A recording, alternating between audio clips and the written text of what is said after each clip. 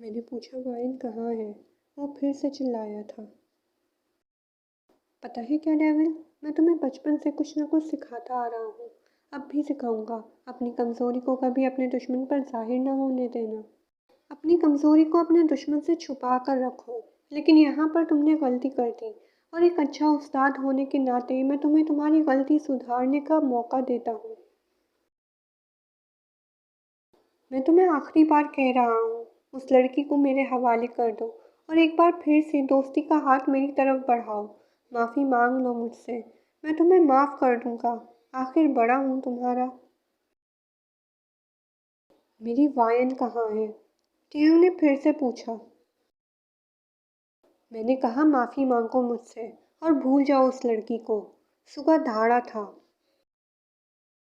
कमरे के अंदर आती कुछ आवाज़ें सुनती वायन उनकी बातों का मतलब नहीं समझ पा रही थी। वो तो अब तक ये भी नहीं समझी थी कि वो किस बारे में बात कर रहे हैं। जल्दी फैसला करो डेविल। जिंदा रहकर मुझसे वापसी दोस्ती करना चाहोगे, या मैं तुम्हें मार कर मिसाल कायम कर दूं? वैसे मानना पड़ेगा तुम्हें। अभी तुम्हारी बीवी को किडनैप हुए 10 मिनट नहीं हुए, और तुम मेरे सर पर आ पहुंचे हो।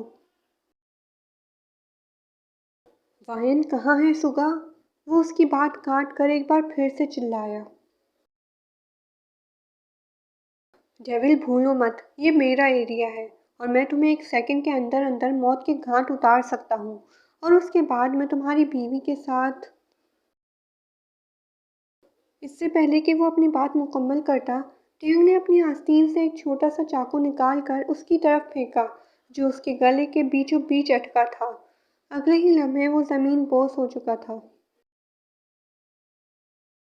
गुंडों ने दादा की तरफ बढ़ने की कोशिश की, और साथ ही फायरिंग शुरू कर दी। इससे पहले कि वो सुगा तक पहुंचते, टियांग तेजी से उसके पीछे आकर उसकी गर्दन पर अटके चाकू पर हाथ मजीद दबा चुका था। वो दर्द से बिलबिला उठा। क्या करेगा तू मेरी वाइन के साथ? क्या करेगा तू साले? बोल। कमज़ोरी। कमज़ोरी बोल रहा था ना तू? तो सुन। हाँ, वो लड़की मेरी कमज़ोरी है, और कमज़ोरी से कहीं ज़्यादा वो मेरी हिम्मत है, मेरी ताकत है, मेरी जान है वो। तूने मेरी जान की जान लेने की कोशिश की। उसकी गर्दन पर दबाव बढ़ाता हुआ बोला। वायन कहाँ है? जिमिन ने एक गुंडे को दबोचते हुए पूछा।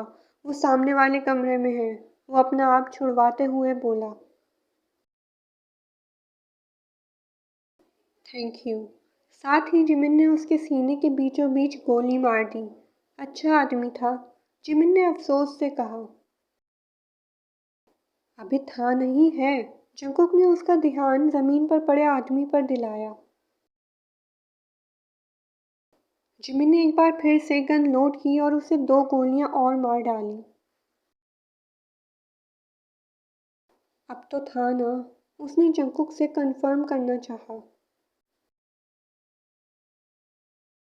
जंकुक ने एक नज़र ज़मीन पर पड़े आदमी पर डाली, और फिर एहसान करने वाले अंदाज में कहा, और साथ ही फुर्ती से सामने खड़े आदमी को लात मारकर ज़मीन पर गिरा दिया।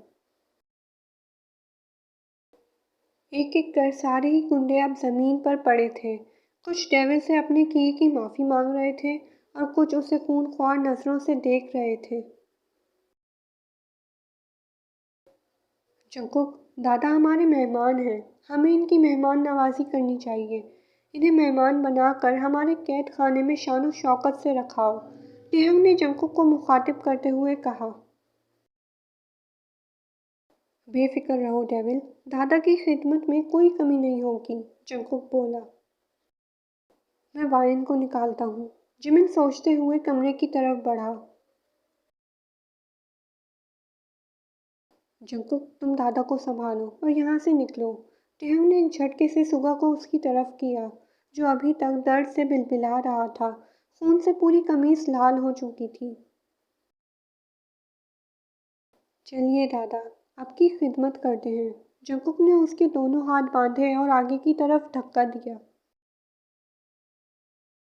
जबकि टिहंग ने अपने कंधे के जख्म से कमीज अलग की। जख्म इतना गहरा था कि उसे फौरन फर्स्ट एड की ज़रूरत थी, लेकिन इस वक्त उसे वाइन से ज़्यादा इम्पोर्टेंट और कुछ न था। वो जिमिन के पीछे दरवाजे की तरफ बढ़ा जब पीछे से किसी ने अपने शिकंजे में जकड़ा। जिमिन तेजी से दरवाज़ा खोलकर उसकी तरफ आया। कमरे में रोशनी से उसकी आंखें चिनचिनाईं। जिमिन तेजी से उसके करीब आया और उसके पास बैठा। जिमिन, तुम ठीक हो वायन? जिमिन उसके करीब बैठकर पूछने लगा। वायन, भाई।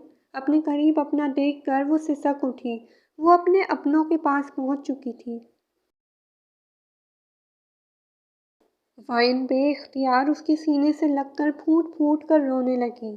जिमिन, कुछ नहीं हुआ गुड़िया, सब कुछ ठीक है। हम आ गए हैं ना, तुम बिल्कुल ठीक हो। जिमिन उसे अपने साथ लगाए प्यार से बहलाने की कोशिश करने लगा। इससे पहले कि वो उसे अपने साथ उठाता, नज़र उसके पैर पर पड़ी। वायन, तुम्हें कितना बड़ा जख्म आया है। चाबी कहाँ है इसकी? उसने बेड़ियों को खींचने की कोशिश की। दर्द हो रहा है, वो सू करते बोलती। जिमिन को इतनी क्यूट लगी कि वो बामुश्किल अपनी हंसी को दबा कर उठा। मैं चाबी ढूंढ कर लाता हूँ। जल्दी आइएगा भाई, वायन ने उसे जाते देखकर कहा। बस गुड़िया, मैं अभी आया, बस 2 मिनट। मैं चाबी ढूंढ कर लाता हूँ। 19 साल बाद उसने किसी को गुड़िया कहकर पुकारा था। बाहर निकल कर हर तरफ चाबी ढूंढने लगा। वायन जिमिन का इंतज़ार कर रही थी। वो अब अपने आप को संभालती बड़ी मुश्किल से खड़ी होकर बेड़ियां घसीटते दरवाजे की तरफ आने की कोशिश करने लगी। लेकिन यहाँ पर उसने जो मंजर देखा था, उसने वाइन का भरोसा नहीं बल्कि वाइन को तोड़ कर रख दिया था। बिल्कुल सामने उसका टेहंग किसी को गोलियों से छलनी कर चुका था। हाँ, वो टेहंग ही था, उसका टेहंग। वाइन बेयकीनी से सामने टेहंग को देख रही थी। शायद वो भी उसे देख चुका था।